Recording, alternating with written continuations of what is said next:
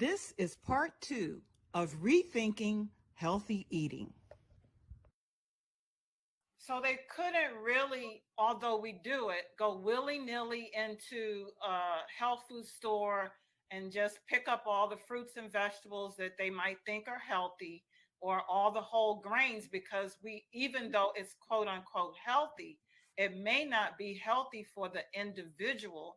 And you can determine that by the ELISA Act test. That's why you need to do the test. Exactly. If I could tell you what you needed to avoid without the test, I would be psychic. I'm not psychic. I can't tell you without the test.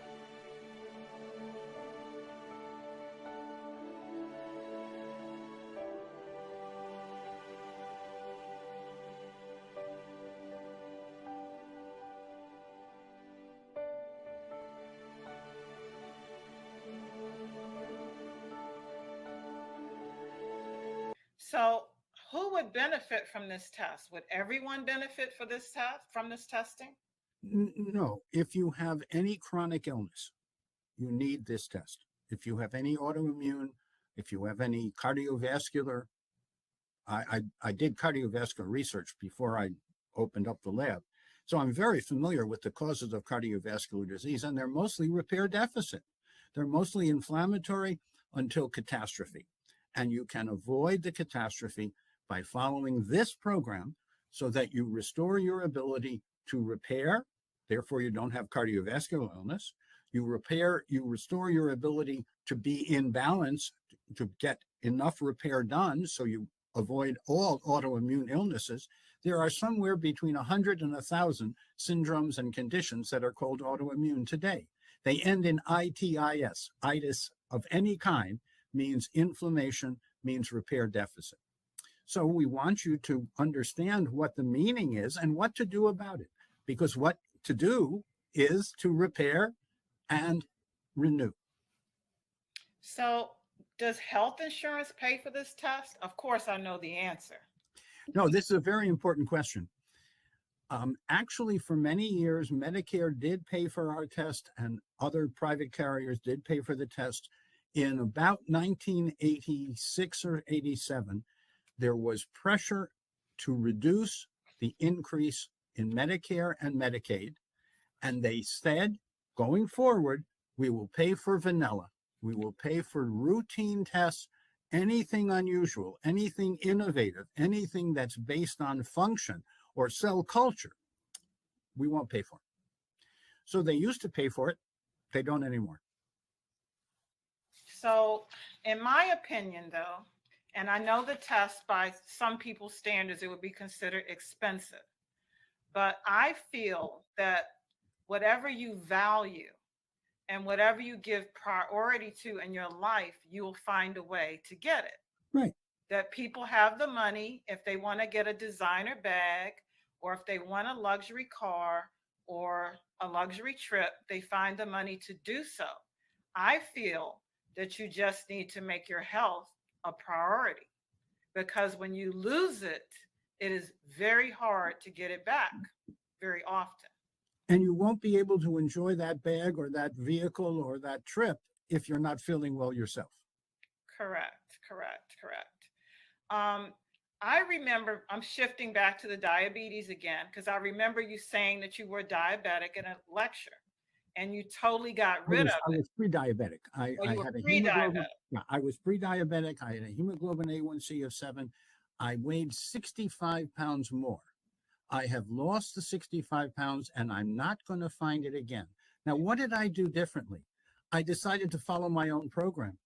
I decided to eat the whole foods that I could digest, assimilate, and eliminate based on the LRA test. I decided to walk more. I now like walking about a half an hour a day.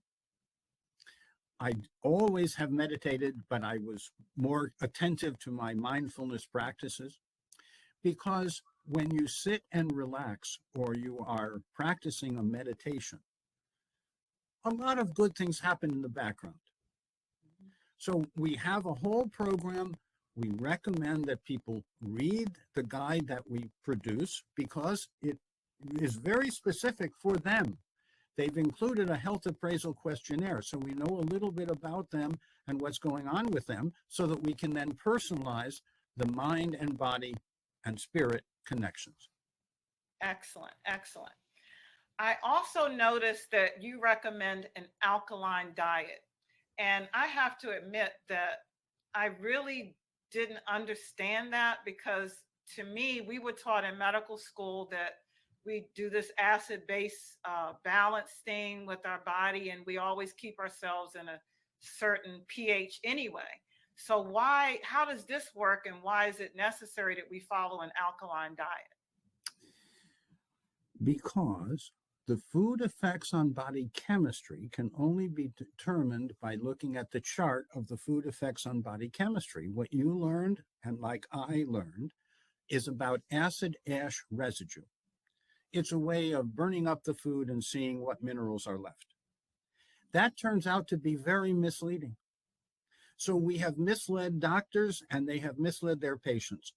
They need to follow the food effects on body chemistry. It's in the Natick Nutrition Guide, which is one of the National Defense Department guides to nutrition. It's around now. It's been only 20 years that we produce it. We actually went through and looked at the effects on body chemistry of different foods. And then we compared it to the Department of Agriculture results from the 1950s. In the 1950s, the Department of Agriculture had people eat just one food for 2 weeks.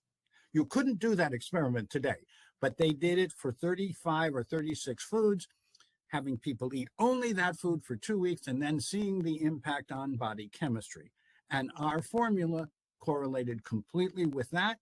Then we went on to do hundreds of other foods and chemicals so that you can know which are the more alkaline forming, which are the more acid forming, which are the neutral foods. And you should eat 80% on the alkaline side if you're recovering, and at least 60% to make up for the extra acid of metabolism if you're well. If you would like to schedule an appointment for the LRA ELISA Act test with a practitioner in the DC, Maryland, Virginia area, call Dr. Dyson's office at 202-575-4660 or visit cflwellness.com. To find a practitioner in your area, call 800-553-5472 or visit client services at elisaact.com. So these are specific foods. Are they specific for the individual? No. You start with the food effects on body chemistry to know whether the food is alkaline forming or acid forming. Then you drop out any of the items that are reactive on our test. Is that done by measuring your urine pH? Is that how you gather that information? Well, that's one of the 8 predictive biomarkers is urine pH. That tells you how much magnesium you need inside the cell to avoid metabolic acidosis and all of the consequences of magnesium deficiency, which include your energy molecule ATP requires 1 molecule of magnesium for every ATP molecule to work. You then need magnesium inside the mitochondrial battery so that it works. It establishes what's called the proton gradient. We're getting a little technical. Yes, we're very scientific now. This is doctor speak. This is doctor speak, but magnesium balances calcium. What calcium activates, magnesium relaxes. We need more magnesium. We need more choline and citrate. And the way we get it is by measuring urine pH. That tells us how much we need.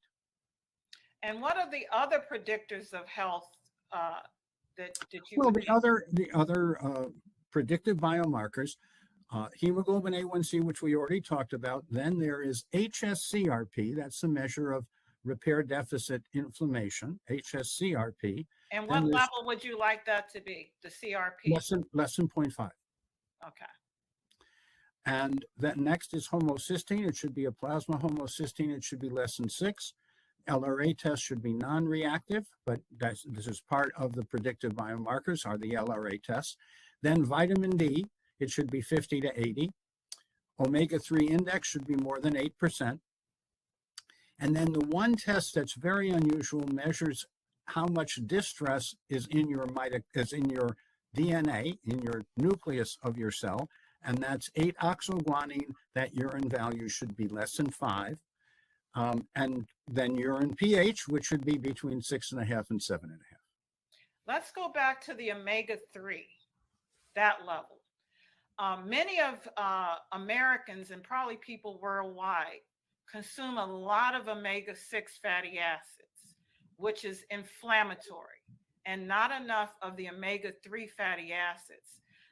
So how do they get that level of omega-3 up?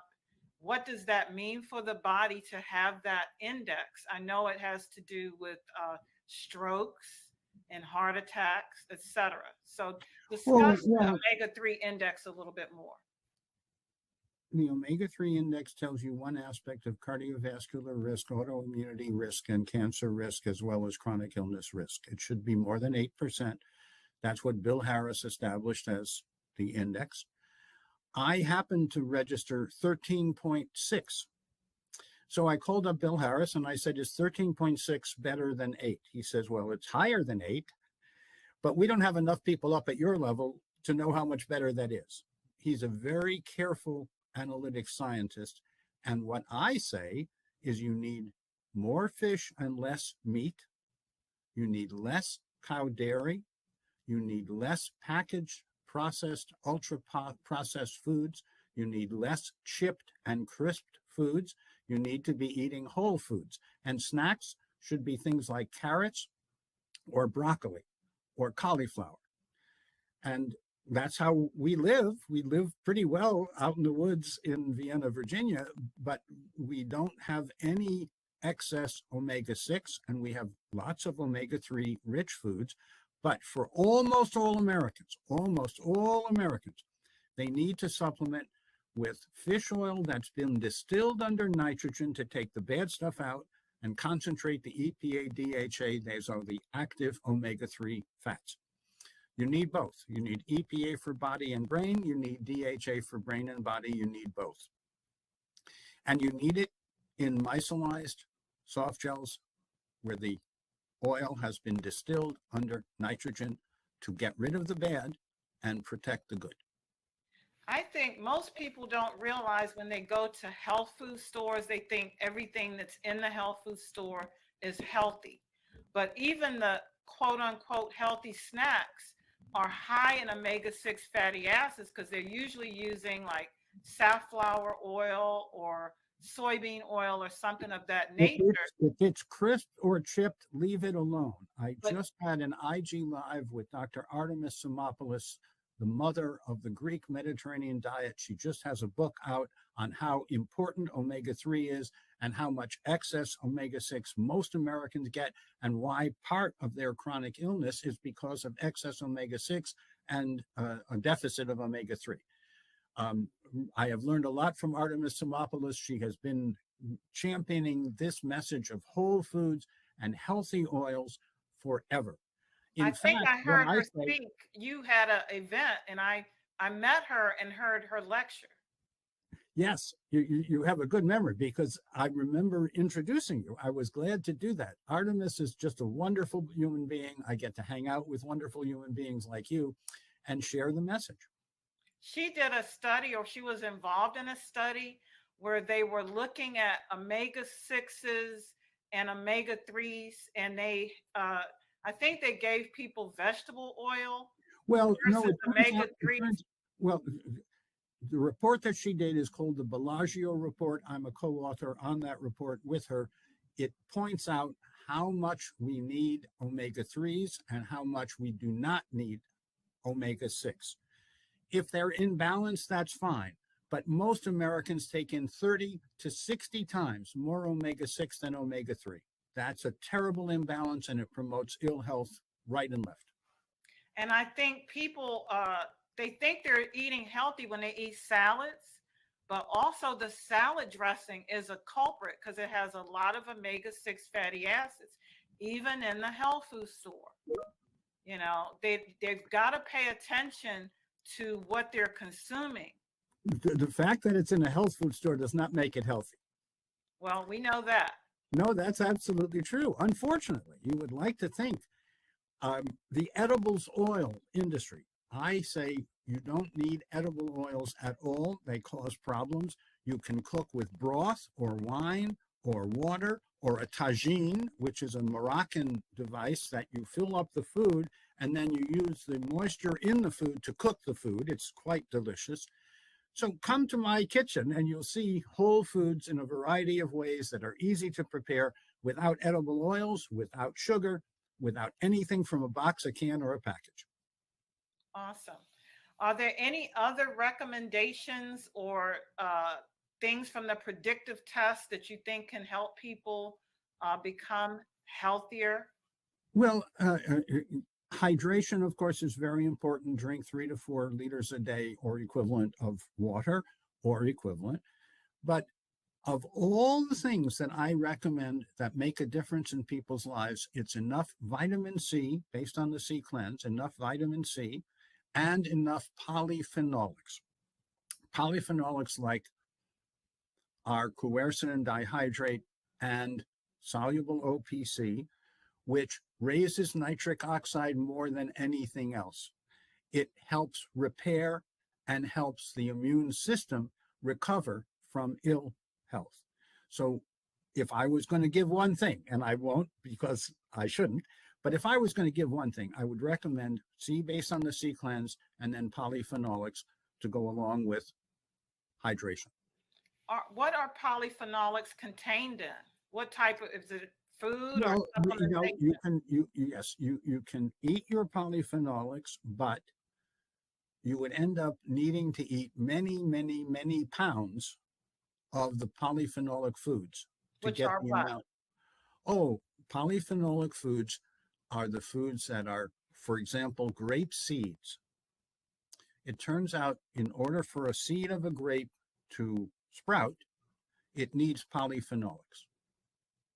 But most of the polyphenolics we get from grapes today are solvent extracted. They are not water extracted, and they're not healthy polyphenolics. So you have to be a little bit aware or work with a professional who is aware in order to guide you to the right form of polyphenolics, like quercetin dihydrate and soluble OPC. That stands for orthoproanthocyanidins. I really am a biochemist, but soluble OPC is the flavonol of choice, and quercetin dihydrate is the flavonoid of choice. And we have Jay Srimani and I have published and republished a review article on the 20,000 or more polyphenolics in foods and which ones are irritating and harmful and which ones are more helpful. And the bottom line is quercetin dihydrate and soluble OPC are the best. So that would be in a supplement form, Supplement. and they can get that from your company? Oh, yes, we make Pain Guard and we make Repair Guard. The only difference between the two is that the Repair Guard also has some evaporated pomegranate juice. Ellagic acid is rich in pomegranate juice, and that potentiates the quercetin dihydrate and soluble OPC. So yes, I have gone from a skeptic to an advocate, and I am deeply involved in the quality end of the supplement industry because most of what you see on a bottle label is phony. We were the first in the world to be a full disclosure supplement company, 1987. And we have continued to be that because we want people to know how good we are. How much vitamin C do you recommend per day? Or is it an individual specific thing as Yes, well? it's quite individual. If you do a C cleanse, you can find out for yourself by taking variable amounts of potent C, variable amounts of vitamin C, every 15 minutes until you cleanse. Now, cleansing means you have a flush. This is like an enema from within. This is so distinctive that anyone who's ever done it knows exactly what I'm talking about. If you haven't done a C cleanse, you're not quite sure what I'm talking about. But you can find out for yourself in a few hours most of the time how much ascorbate you need. And it's very individual. You might need 5 grams, you might need 50. So when you get the flush, you back down a little bit from that amount, and Well, that. no. You get the cleanse tells you the total amount to induce the cleanse. Then you take half or 3/4 of that spread through the day because you did the cleanse quickly, like a couple of hours. And that will tell you how much to take spread through the day. So let's say the cleanse takes 15 grams. 2/3 of 3/4 of 15 grams is 12.5. You should take between 10 and 12.5 spread through the day. What I do is I get up in the morning. I know how much vitamin C based on my C cleanse I'm going to be taking that week. I put that amount of powder in a jogger's bottle and I put water in it, mineral water, spring water. I happen to have well water, but mineral water. And then I sip on it throughout the day. Okay. And what type of water should we be drinking? Well, that becomes very complicated.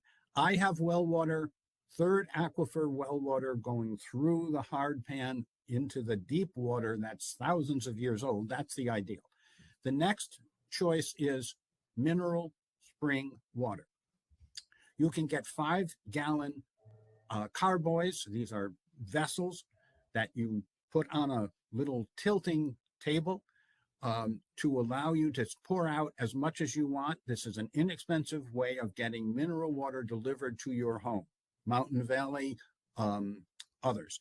If you want to go elegantly, you might choose Pellegrino or Apollinaris or Gerolsteiner. These are classic therapeutic waters. They're also mineral rich. They have more than 1,000 milligrams of dissolved solids, which is the minerals, in a liter. So I have either well water or I like sparkling Pellegrino. What about reverse osmosis water and adding minerals back to it? Is that any good? First of all, there's the cost of the RO, the reverse osmosis system. Then you have to flow 50 gallons of water through the system to get 1 gallon out. And today you have to pay for that water, probably. More importantly, the RO process does not handle solvent residues. It does not handle persisting organic hormone disrupting pollutants. So you have created an illusion. It does what it does. But I say if you have an RO system, you should change the filter at least twice as often, maybe 3 times as often as the company recommends. That's expensive, because if you don't, within a month or two, there will be little holes punctured in the membrane, and then it really doesn't work the way you think it does. So RO is very popular, but I say no to RO. You mentioned other things such as vitamin D, and I had a vitamin D researcher on last week, and we talked about that. What is the best way to measure vitamin D in your opinion? Is it blood level? No. We know the answer. Dr. Mike Hollick, who's known as Dr. Sunshine, taught me, and the answer is 25-hydroxy-D. There is D2 and D3. You can measure them separately if you want, but I don't know what that means. I know that D2 is synthetic and I know that D3 is natural, but if I have the ratio of how much D2 you're eating, I will suggest you eat less vitamin fortified D2 rich food. The 25-hydroxy-D is the meaningful measure. Occasionally we need the 1 and the 25. That's if you have kidney disease. If you have kidney disease, you should be taken care of by a nephrologist, a specialist in kidney disease, who should understand how to accurately and correctly measure vitamin D. There was a New York Times article not too long ago that said everyone in the country is low in vitamin D. It's normal to be low. Statistically, it is normal if it's average. And therefore, we shouldn't measure vitamin D and we shouldn't supplement with vitamin D. And this was a very distinguished science writer in the New York Times. I wrote a response. They didn't publish it. We know from Dr. Mike Hollick and many others, including Heaney and other experts in vitamin D, you want to measure 25-hydroxy-D. That's what you need for clinical purposes. If you need to get into details, talk to Mike Hollick.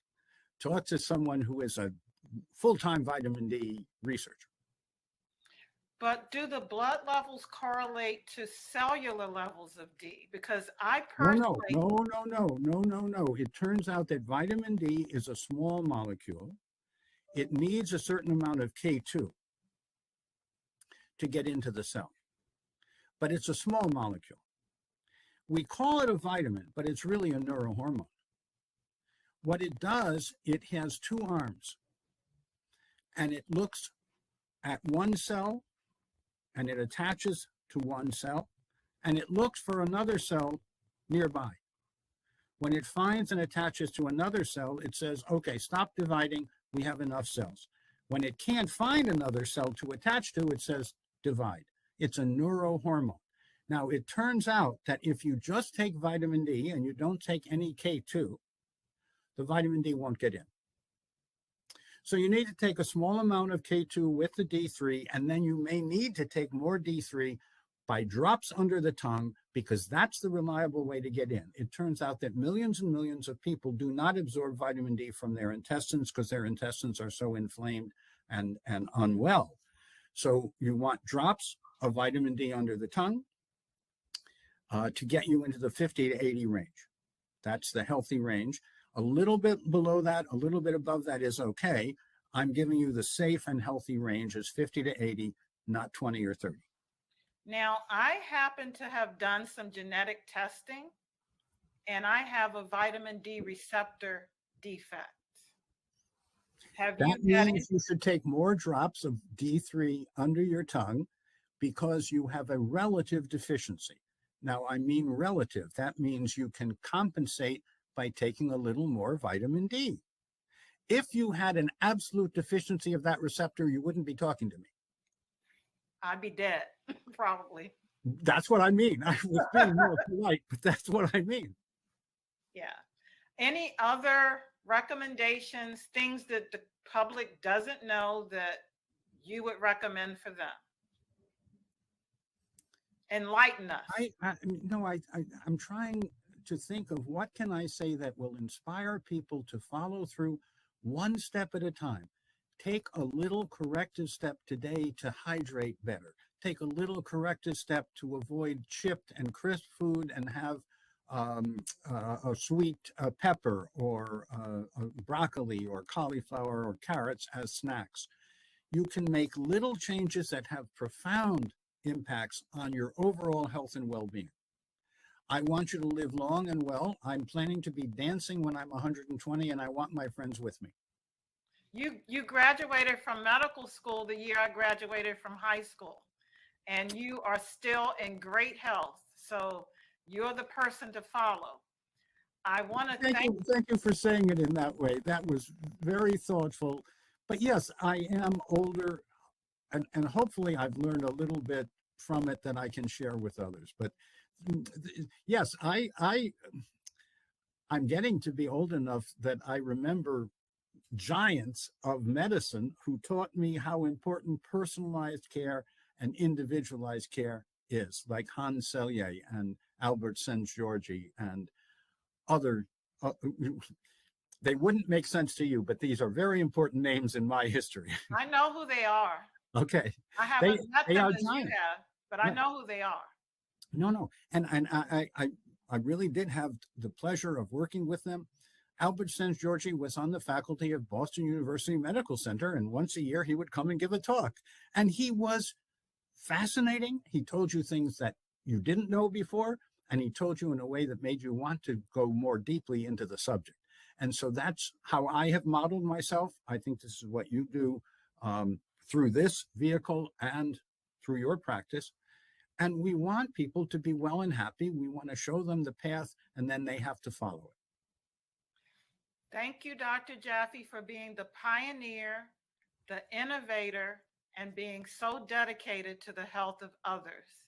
Thank you for taking time out of your day to join me in this show. And I'll talk to you again soon.